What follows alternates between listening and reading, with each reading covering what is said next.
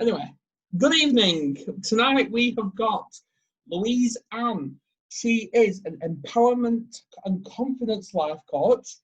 Having experienced emotional abuse, she is now passionate about empowering victims to have self-love, self-worth, and self-belief. These powerful things. This is so they no longer tolerate a life of less than they deserve. Welcome. Hello. Hello, how are you? I'm good. So anyway, I want to start emotional abuse. Now, what is it? So emotional abuse, people tend to view abuse as particular it's widely known about physical abuse. Emotional abuse actually only became illegal in the UK a few years ago. So prior to that, it wasn't known. It often gets dismissed as bullying and kind of downplayed. But emotional abuse is a continual treatment that has a detrimental effect on somebody's mental health. Yes. So it may not have any impact on they may not be bruised by it, but it has such an impact on their mental health that they can have anxiety, depression, feelings of self-loathing, feelings of self-hatred. It can cause people to self-harm, and actually it will hold somebody back from really reaching for anything in life because they don't have the belief or the faith in themselves to be actually able to go for anything. Yeah, because obviously I do know firsthand what being emotionally abused is, and I actually asked that just when we were when I was like 24, 25, because my parents abused me growing up, and I kept that to myself for 21 years because I was bullied due to my disability. So I know firsthand life can be traumatic, and this is why I do what I do today. Yeah, same. So it is one of those things that people will very often expect abuse to come from a particular source. So a lot of the time people are aware of emotionally abusive parents, or kind of like they learn as they grow up that they may have had an emotionally abusive or an emotionally absent parent. So, you know, fathers are typically kind of tarred with that brush, but you can also have a lot of mother wounds if the mother wasn't able to give you or express the love that you needed. So that can come from parents. It's widely known that it can come from a spouse or a partner.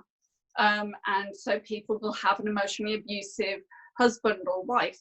But it can also come from other sources. So emotional abuse, because it's often ongoing bullying, it is anybody that you have had in your life for a long enough period of time that the negative remarks or the things that they are saying are done over a prolonged period of time.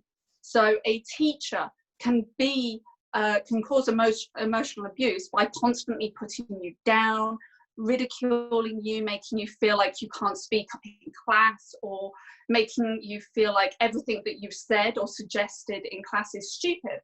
That will cause a trauma, which means that when you go into the business world, you can't speak up in a meeting because you've got this resulting trauma, because every time you said anything in class, the teacher pulled you down.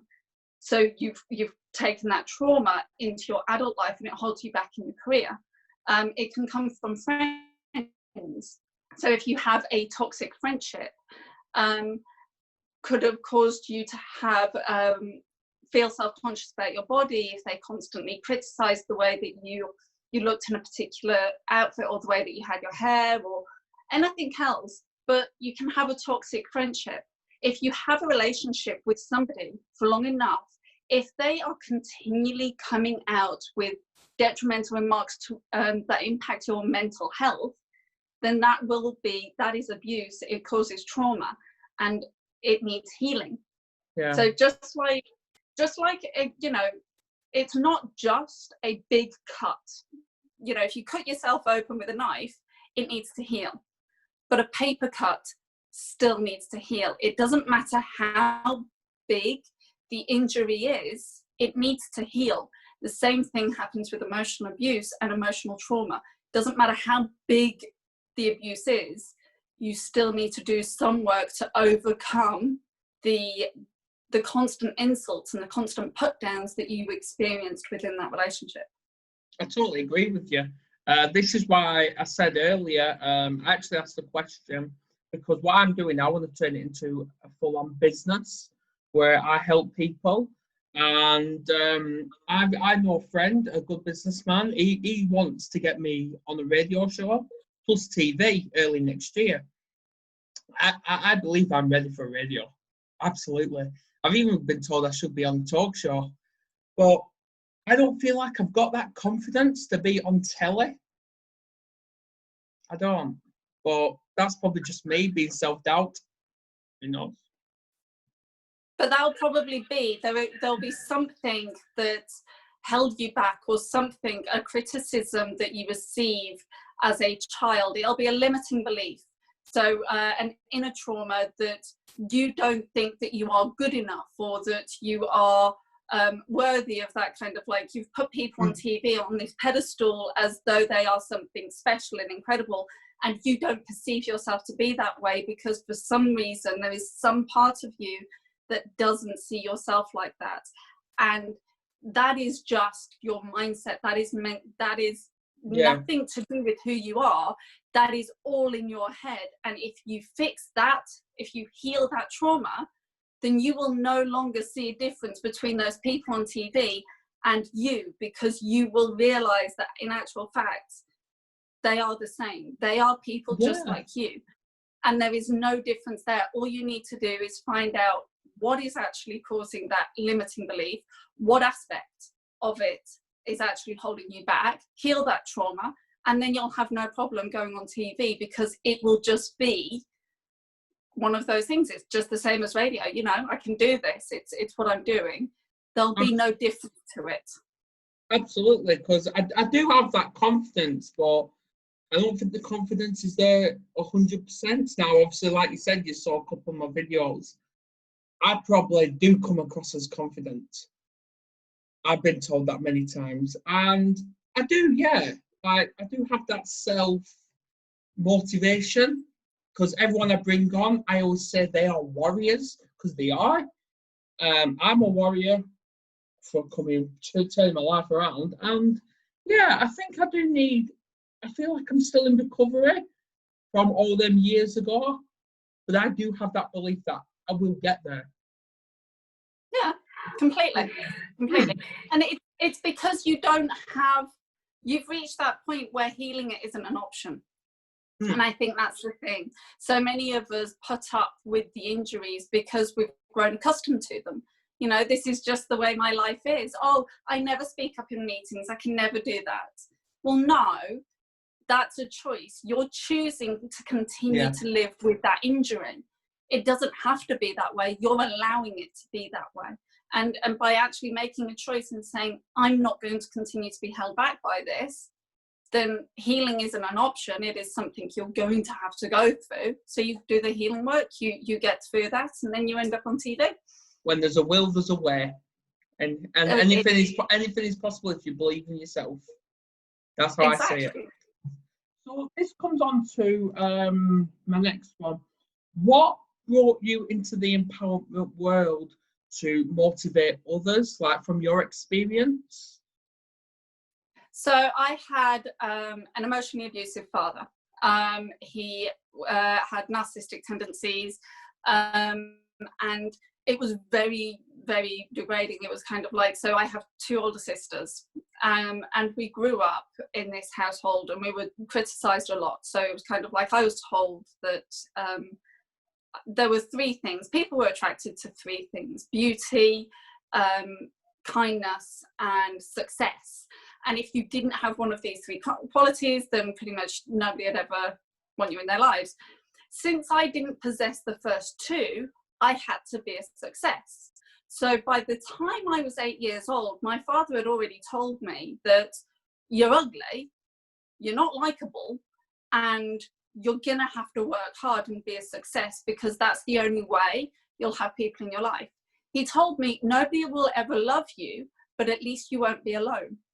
So by the time I was 8 years old, I already had this belief that I was unlovable, and that the only way that I could ever have anything in my life is if I worked tirelessly and kind of like worked myself into the ground, because I had to be a success.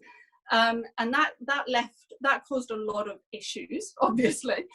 By the time he left, when I was about 16, I became, because I was a daddy's girl, and he had control. So when he said something, I was like, yes, okay, of course. He had control. And when he left, I had no direction. I had no clue as to, well, who am I meant to be now? Because I was always who he told me I had to be. So without that direction, I completely collapsed. I ended up with an eating disorder. I had depression. I attempted suicide by the time I was 16. I was in a very, very dark place, and I was like, there is nothing left for me, because everything that I had was what he told me I was. And then I got into a relationship when I was 17 with somebody that was very, very similar. He stepped in and he took over. He showed me the only example of love I had ever experienced from a man, which was control. So I had somebody step in. It was all I'd ever known. So to me, I didn't know that it was wrong that he treated me this way. I didn't know that the control that he had over me was wrong. It was all I knew. So, and everybody had said, oh, your father loves you. So I believed that treatment was love. And then I married this man, and we had 2 daughters. And it wasn't until he had an affair that I actually ended the marriage. And then I started doing the work on myself. So I went through a difficult patch again. And I found out, and I realized that the trauma I'd gone through was a cycle I had developed from my childhood and learning from, so it was all the trauma from my childhood. But I've now got 2 daughters with an emotionally abusive father. So I need to get the message out, and I need to get the support network, and I need to create a society that doesn't let them fall victim the way I did. They need to have every single tool in the box to be able to cope when I didn't. So this is because I never ever want to find out that somebody else has tried to end their life, has been to that dark place because they didn't have the tools.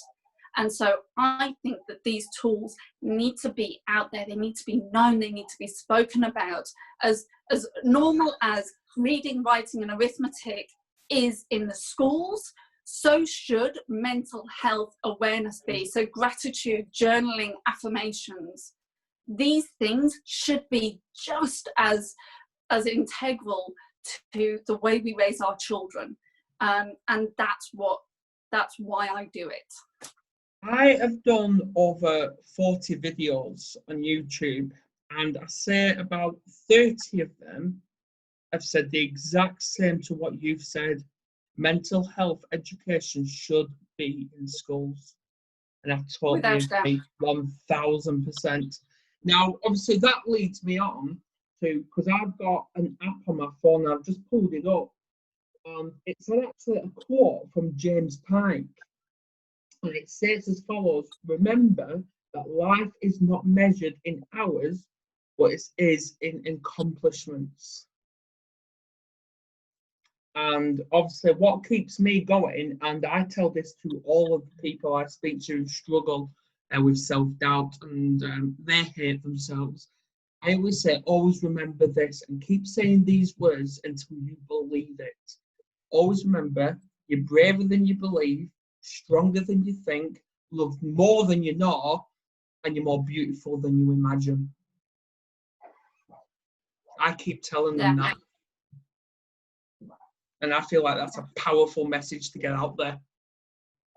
Oh, definitely. And it's the thing is, if you have all of those qualities within yourself, then you never need look anywhere else for them, and you stop trying to find them outside. You stop trying to look for somebody else to make you feel loved, because you feel loved. And so simply people that love you are there.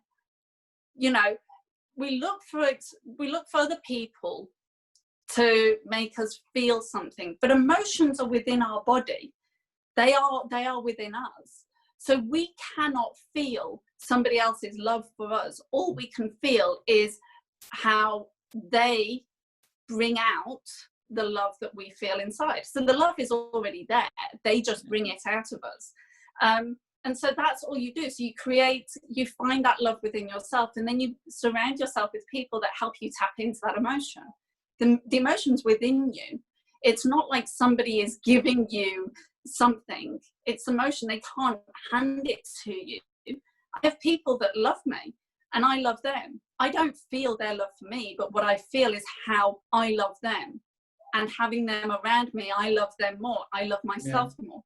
And so it's that, and it feeds, and it's a continuous thing. But you have to find it within yourself, because you can't find it from anywhere else. See, I was like that throughout education, where I was trying to be all these different people to please my family and my peers.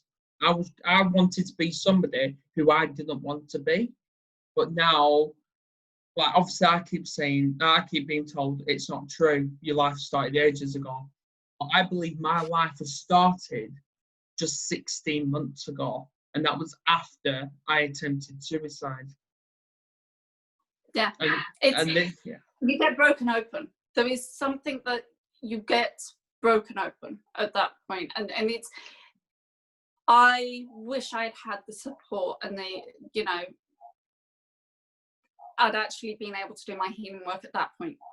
Unfortunately, I wasn't at a point, and it wasn't until I split with my ex-husband and I ended up going on medication again. And because I had 2 daughters, I became suicidal again. I didn't attempt suicide, but they did basically turn around and say, okay, when I spoke to them, they said, look, either we get you in and you take these medications, or you're likely to be admitted in kind of long term. I was just like, no, I'll take the tablets. I will go for the counselling. And so it was the second time, but it was touch and go. But I had children at that point, and I made promises, so I was like, I couldn't. But it was very, very hard. But the thing is, what I did was, because of what my father told me, I had to be a success. To heal that trauma, I had to redefine what success meant. So my statement, and I say it to myself regularly, success is not being controlled by other people's opinions. Success is not being controlled by other people's opinions. And that, to me, doesn't matter what happens in my life. It doesn't matter how much money I make. It doesn't matter, what car I drive, what house I live in. My success is by not being controlled by other people's opinions. So it means I don't have to buy the fancy car because somebody expects me to, and I don't have to have the designer purse because somebody expects me to. It means that I'm not controlled by other people. And when I reach that point that I'm not controlled by what anybody else thinks, what their opinions are, and I live my life in freedom, that is success. Absolutely. And you know what? You are so awesome. And I'm grateful that you came on. And definitely, you've got my support behind you. Absolutely. Because nobody should ever feel alone. Nobody. People, there's always a hand there waiting. But the only action that needs to do is that person just needs to stand up. Because there's, like I said, there's a stop, and I learned this from Dwayne Johnson. If your back is against that wall, you got to question yourself. What are you going to do about it? Are you going to keep allowing it pushing you? Are you going to take that first step? Because storms are always temporary. Yeah, and it's that whole thing that's what abusers do. They make you feel alone. They make you feel like the only person you've got is them. The only person I had was my father, and then when he left, I had nobody. And then the same happened with my ex-husband. He said to me, and he was like, I've broken you, but the only person that can put you back together is me. If you don't let me fix this, if you don't let me fix you, you will feel this way forever. And he sat there, and I was broken down. I was crying. I couldn't do it. And the only reason I recall those conversations is because I recorded them, because he was so in my head. And I didn't know. So I would record the conversations, and I would have to listen to them back afterwards and go, okay, and I'd piece it together, because it was so hard at the time, because it was just attack after attack after attack.